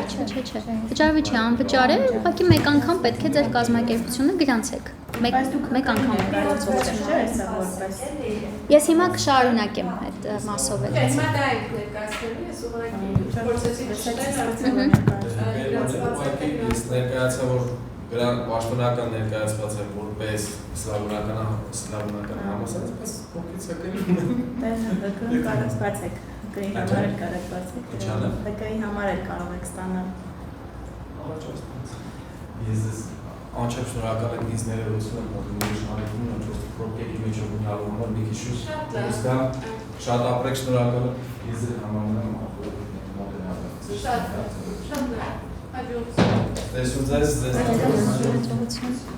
Կփորձեմ շատ արագ ես հատվածով անցնել, որովհետև նաև մենք նախկինում on-line ձևաչափով հանդիպում ենք իրականացնել ու ես էկրանով կիսվել եմ, ցույց եմ տվել քայլ առ քայլ, թե ինչպես պետք է անել, բայց այսպես շատ կարճ, որ այս process-ի վրայով միասին անցնենք եւ եթե հոգնած եք կամ կուզենաք թարմանաք, դրսում նաև սուրճ կա, կարող եք ցանկացած ժամանակ դուրս գալ, վերցնել, ներս մտնել։ Ամենաառաջնային քայլը ԵՄ login account ստեղծելն է։ Սա ամենասովորական, այսինքն ցանկացած սոցիալական հարթակում թե ինչպես է գրանցվում, նույն մեխանիզմին է հետևում, գրում եք կազմակերպության ներկայացուցիչի անունը, ազգանունը եւ էլեկտրոնային հասցեն։ Այստեղ քանի որ ձեր կազմակերպության համար է այս գրանցումը իրականացվելու, ցանկալի է որ դուք նշեք կազմակերպության մեյլ հասցեն եւ այս ակաունտը բացեք հենց կազմակերպության հասցեից, որ հետագայում անձնակազմի փոփոխություն կամ ինչ-որ փոփոխություն է տեղ լինի, դուք հետո ձեր access-ը չկորցնեք, էլի այս ակաունտին։ Մի խոսքով, այստեղ ստեղծում եք ԵՄ account, միանգամից ստեղծվում է, մեյլ եք ստանում, ակտիվացնում եք, ոչ մի ինչ-որ բարդ գործընթաց չի։ Եվ դրանից հետո անհրաժեշտ է գրանցվել Funding Tenders պորտալում։ Եկեք այս հարթակն էլ ընդհանուր ցույց տամ, ինքը բացի գրանցումից նաև երբ որ քոլերը բացվեն, ինքը բավականին հետաքրքիր հատվածներ ունի գործընկերների որոնման համար, հա, հայտարարություն տեղադրելու համար։ Եվ այստեղ կա տեսնում եք Participant Register, եւ այստեղ տալիս եք Register your organization, մուտք եք գործում հենց այն ԵՄ ակաունտը, որը որ ստեղծել էիք, եւ այդտեղից արդեն սկսում եք ռեգիստրացիոն գործընթացը։ Նախ փնտրում եք արդյոք ձեր կազմակերպությունը գրանցված է թե ոչ, եւ եթե գրանցված չէ, դրանից հետո նոր շարունակում եք, որովհետեւ գուցե ձեզանից օրինակ տարիներ առաջ գրանցել են կազմակերպությունը եւ մոռացել են, ցանկալի է որ երկրորդային նույն անվանումով կազմակերպություն չգրանցել եւ եթե հնարավոր է թարմացրեք ձեր access-ը այդ կոնկրետ հատվածին։ Այստեղ քանի որ ես այս պահին login չեմ login արել, հա, իմ ԵՄ account, դրա համար չեմ կարող այդ process-ը ցույց տալ, բայց ինքը բավականին հեշտ է, բացում եք այդ հատվածը եւ այս ուղեցույցով Այստեղ հերթով կա քայլ առ քայլ նաև ուղեցույցն է տրամադրված, հա, փնտրում եք ակաունտը եւ այսպեսի register է բացում, ինքը բաղկացած է ընդամենը 6 քայլերից, նշում եք ձեր կազմակերպության գտնվելու երկիրը, ռեգիստրացիոն անվանումը, ՀՎՀ-ն, իրավական անվանումը, օրգանիզացիայի մնացած տվյալներն եք ավելացնում, հա, այսինքն իրավական ինֆորմացիան, ով է նախագահը, ովքեր են իրականացնելու ՖՏՕՊ-ի ընդհանուր կառավարումը։ Այսպես հիմնական այն տեղեկատվությունն է, որը որ դուք շատ հեշտությամբ կարող եք ունենալ։ Նշում եք ձեր իրավական գրանցման տեսակը, հա, այսինքն շահույթ հետապնդող է, հետապնդող չէ, քաղաքասարակության կազմակերպություն է, թե չէ, միջազգային կազմակերպություն դե չի։ Հա, դե պոակի դեպքում non-profit եք նշում, հա, հետո ուղղակի այնտեղ state-owned non-profit է էլի դառնալու։ Authorized user-ներ հատվածում նշում եք թե ովքեր են։ Բոլորը պետք է գրանցվեն։ հայտը ներկայացնում է մեկը, մեկն է բացում հայտը լրացնում եւ այլն, բայց բոլոր կազմակերպությունները այդ VAT number-ը ինչ է։ ՀՎՀ-ն է։ Հա, բանի ռեգիոնի բանը։ Չէ, ձեր հարկային կոդն է։ Կոդը։ Հա, ձեր հարկային կոդն է եւ հետո submit եք տալիս։ Submit տալուց հետո համակարգը միանգամից հենց այդ նույն պահին ձեզ տալիս է ձեր partner identification կոդը։ Դա այն կոդն է, այն թիվն է, որը որ դուք փոխանցելու եք ձեր համակարգող գործընկերոջը ծրագրերում ներգրավվելու համար։ Այսքան པարզ գործընթաց է, ոչ մի ավել ինչ որ կետ չկա։ Եվ դրանից հետո, քանի որ գործում է funding tenders portal-ում նաև ձեր կազմակերպության վավերացման գործընթաց, որովհետև այնտեղ երբ որ դուք գրանցվում եք, ուղղակի այնտեղ նշվում է declared, ստատուսը declared է ձեր կազմակերպության կողքը։ Եվ հետո դուք վավերացում եք անցնելու, այսինքն կցելու եք պետռեգիստրի վկայական, հա, ինչ որ այսպիսի փաստաթղթեր, որոնց կարիքը որ կլինի, բայց սա արդեն իրականացվելու է ծրագրի հաստատումից հետո, այսինքն դուք դիմում եք, դիտարկվում է, մի քանի ամիս հետո եթե հաջողված է ծրագիրը ձեր հետ կապ կհաստատեն եւ առանձին կնշեն թե ինչ փաստաթղթեր է պետք։ Սա շատ կարեւոր է, որովհետեւ որոշ գործընկերներ առաջ են անցնում process-ից, միանգամից փորձում են ինչ-որ փաստաթղթեր upload անել հա հատվածում եւ սա ինչ-որ անիմաստ աշխատանք է, որը որ իրականացնում եք, որովհետեւ մինչեւ որևէ ծրագիր չհաստատվի, միևնույն է ձեզ վավերականացման գործընթաց չի սկսելու գործակալությունը։ Դրա համար պետք չէ առաջանցնել, դուք ուղղակի հայտը պատրաստ եք դիմեք վավերականության հարցերով հետո։ Սա հնարավորություն է տալիս, որ այլ երկիր եք, չէ՞, մեզ դիտարկի արդեն։ Այո, դուք այսինքն կարող ենք ստանալ իրենց կողմից այդ։ Այո, իհարկե, հա, դուք այսինքն հայտնվում եք այդ ընդհանուր հատվածում, կարողանում եք, երբ որ call-ը բաց է լինում, հայտարարություն տեղադրել, գրել, որ դուք հետաքրքրված եք համագործակցությամբ, կամ գրել, որ օրինակ այսինչ տեսակի ծրագիրն եք ուզում իրականացնել եւ XYZ էքսպերտիզայով գործընկեր եք ման գալիս ձեր ցանկացած երկրում, կամ կարող եք հենց դուք միանգամից կապ հաստատել գործընկերների հետ։ Մի խոսքով, գրանցումը իսկապես առաջին ամենակարևոր պարտադիր կետերից է եւ սա իրականում մյուս հարթակն է, հիշում եք, չէ, որ նշեցիք կա կենտրոնացված ծրագրեր եւ ապակենտրոն, որը ազգային գործակալություններն են։ Իսկ այս կոդը OID կոդը ինքը նախատեսված է արդեն ազգային գործակալության կողմից համակարգվող ծրագրերի համար։ Դա օրինակ, եթե cooperation partnership-ում ուզենաք գործընկեր լինել, OID-ն է ձեզ պետք լինելու։ Սա ուղղակի այսպես ցույց ենք տալիս, որովհետև ԵՄ գործընկերները երբեմն ձեզնից ամբողջական տեղեկատվություն են ուզում, եւ այդ ամբողջական տեղեկատվության հետ մեկտեղ ձեզնից բացի պիկից նաև OID են ուզում։ Սա էլի շատ հեշտ գործընթաց է, գրանցվում եք շատ նման է ֆտոփ հարթակին եւ գրանցում եք 5 րոպե տևում եւ ստանում եք միանգամից ձեր OID կոդը։ Այստեղ ուղղակի վիզուալ հարթակների տարբերությունն է։ Եվ մի քիչ ֆտոպի հարթակներին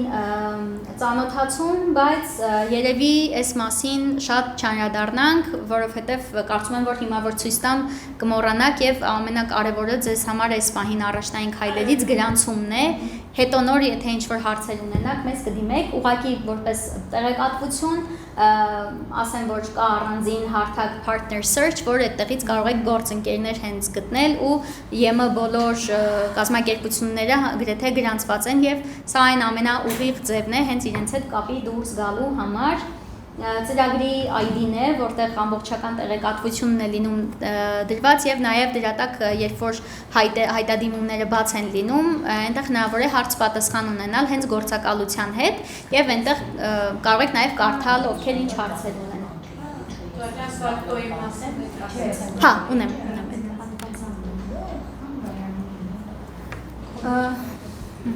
Եվ քանի որ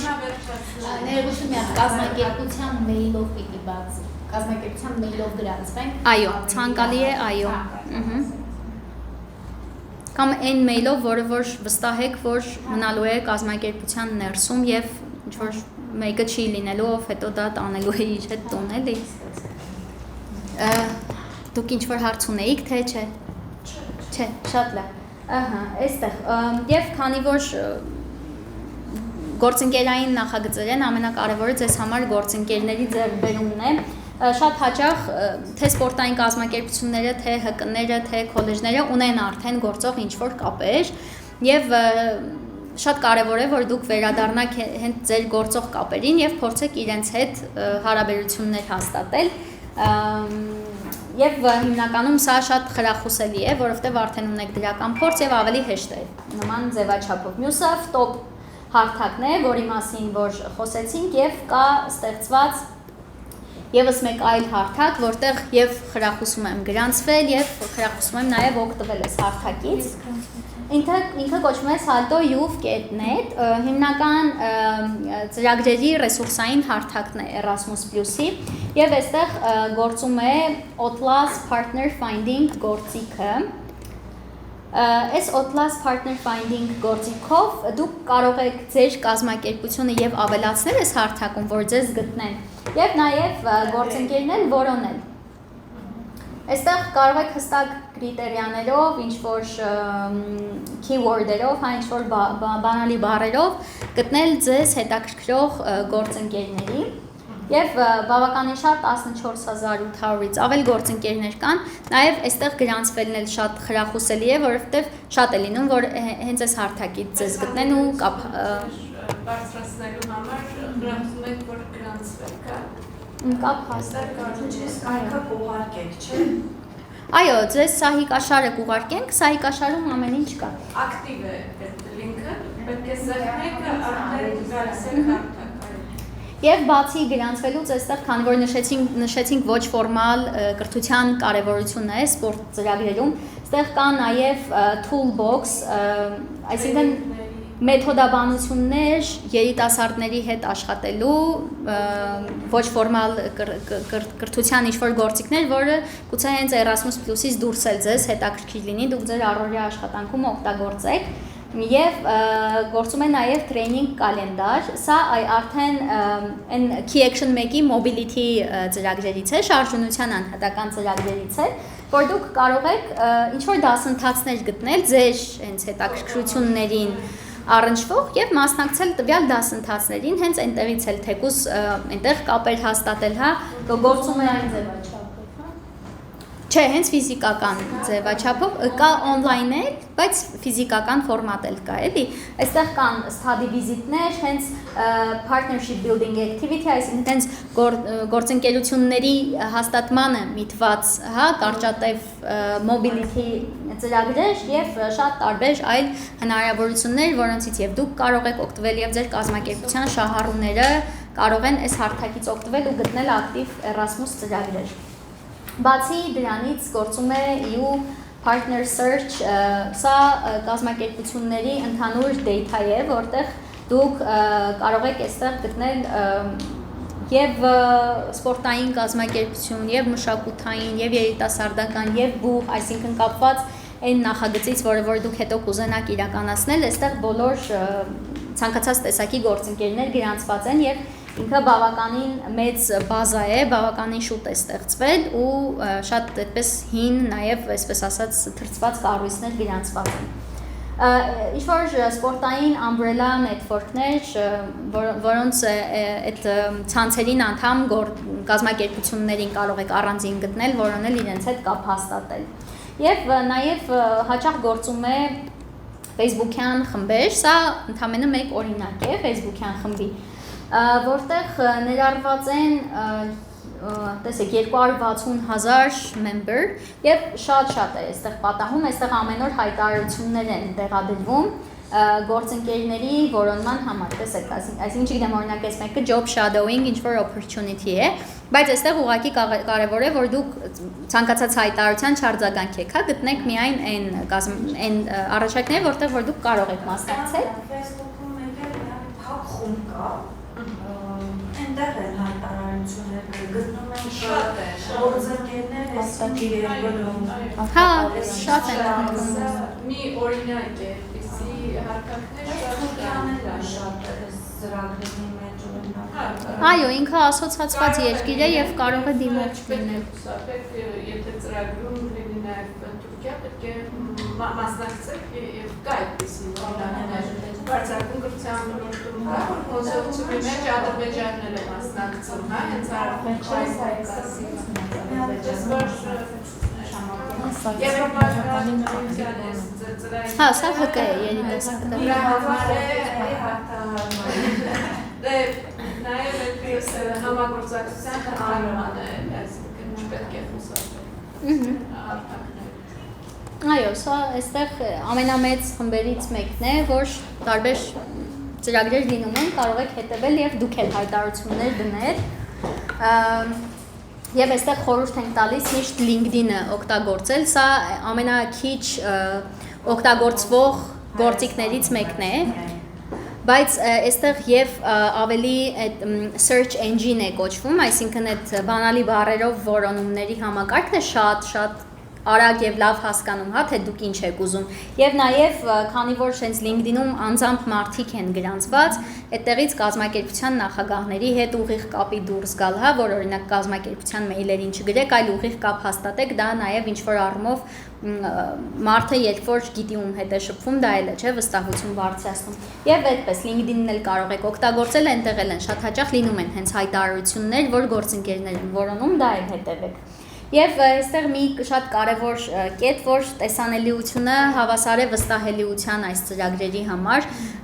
եթե դուք օրինակ նույնիսկ Հայաստանի ներսում բավականին ճանաչված եք, ձեր մասին գիտեն, դա դեռ չի նշանակում, որ դուք այս միջազգային ծրագրերում ունեք բավարար credibility, որովհետև նախ եթե ձեր ինֆորմացիան անգլերենով հասանելի չէ։ Ձեզ ինչպես են կապ հաստատելու, ինչպես են ձեր մասին տեղեկանալու։ Եթե ձեր գործունեությունը ինչ-որ կերպ չի լուսաբանվում, հա, Facebook-ում կամ կայքով, դա նույնպես։ Մրցույթ են հայտարարել, որ կարող են դիպել տարբեր երկրներից, այնտեղ պահանջը բան է, որ սկսել բոլոր սոցկայքերը, հենց դրա հիման վրա բացեցին, որովհետև ամեն հնարավոր Այո։ Չէ, պետք է միշտ ակտիվ պահել, TikTok, չգիտեմ, սենց բաներ։ Հա, հատկապես որ այդ ծրագրերի այդ դրական ազդեցության տարածումն էլ է կարևոր, դրա համար դուք ինչքան on-line ներկայություն ցանց ունենաք, բնականաբար դուք այդքան ավելի լավ կկարողանաք տարածել այդ տեղեկատվությունը։ Դրա համար այո, սա էլ է շատ կարևոր ու նույնիսկ մեր գրասենյակի համար, երբ որ մենք փորձում էինք քարտեզագրում անել, որ իմանանք, որ կազմակերպություններին հրավիրենք տեղեկատվական հանդիպումներին մասնակցելու համար, շատ դեպքերում նկատում ենք այս բացերը, որ տեղեկատվությունը կայքերում օրինակ ունեն շատ լավ կայք, բայց մենակ հայերեն է այդ կայքը կամ չգիտեմ գրանցված են մենակ սփյուռ հարթակում, որը այսինքն մեր ներքին սպառման ինչ որ հարթակ է, այդ տեղով ձեզ երբեք չեն գտնի, հա։ Դրա համար կարևոր է եւ տոպում եւ ձեր հարթակները ակտիվ պահել եւ ձեր այդպիսով վստահելիությունը բարձրացնել։ Եվ որպես ռեսուրս նաեւ մեր կայքը այստեղ կտեսնեք եւ ակտիվ ծրագրերը եւ ընթացիկ ծրագրերը, հա, որտեղից կարող եք ավելի մանրամասն ծանոթանալ օրինակ սպորտի ոլորտում կամ թեկուզ օրինակ երիտասարդության ոլորտում կամ այլ ոլորտներում, քոլեջի դեպքում ՄԿՈ ոլորտում հաստատություններից ակտիվ են մասնակցում։ Այս տարի մեկ ծրագիր է հաղթել, բայց իրենք բավականին ակտիվ են։ Հա, անցած տարի։ Նու հիմա գործող էլի։ Ինքը այստեղ Հայաստանի ու Վրաստանի ՄԿՕ-ի կարողություններին է միտված, Հայաստանից տնտեսագիտական համալսարանն է ու ինֆորմատիկայի քոլեջը։ Ժողը նաև քոլեջ ունի, չէ՞։ Մունիցիպալիտետի պետական քոլեջն է։ Իրենք ունեն նախագիծ, հա, բայց 25-ի մրցույթ չի, էլի, ընթացիկ կամ ավարտված ծրագիր է։ Այստեղ ընթացիկ նախագծեր էլ կան։ Ինչքան իրենք մասնակցել էին, գնացել էին արդեն։ Հա։ Նայեք, օրինակ վերականգնվող էներգիայի ոլորտում աշխատուժի միտված նախագիծ կա, հավատարմագրման ներդրման փորձնական նախագիծ կա։ Հավատարմագրման ներդրման Որակի ապահովման խթանման փորձնական գրված է։ Հիմա երկրորդ անգամ պատրաստվում։ Սա այս փորձնական հավատարմագրումը այդ եվրոպական ֆրեյմվորքերի այդ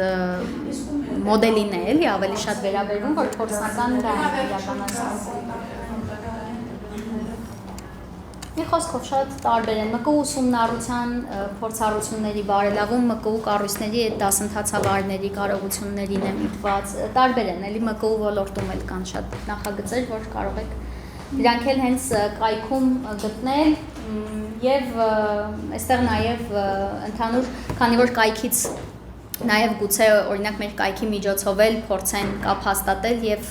գործընկերներ գտնել, մենք ունենք ընդհանուր լայն, այսպես նաև սպորտային կազմակերպությունների բազա, որ ներառել ենք ֆեդերացիաների եւ այն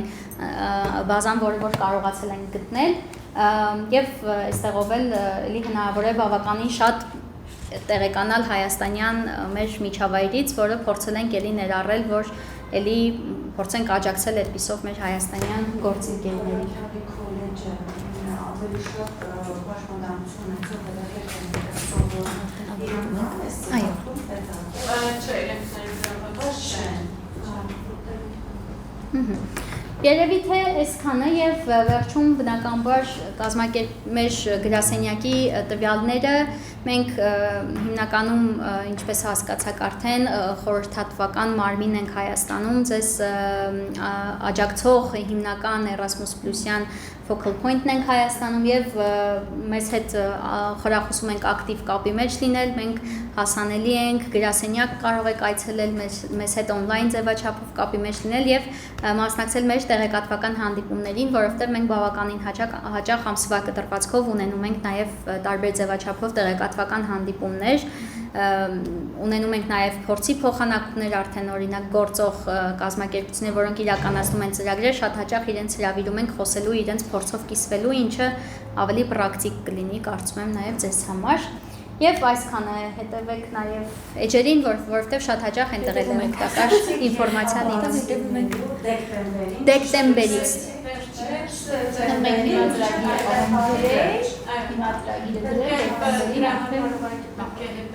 Դեկտեմբերին բացվում է, դեկտեմբերից փետրվար ներկայացնում ենք հայտ։ Բայց այս բանին ամենակարևորը, որ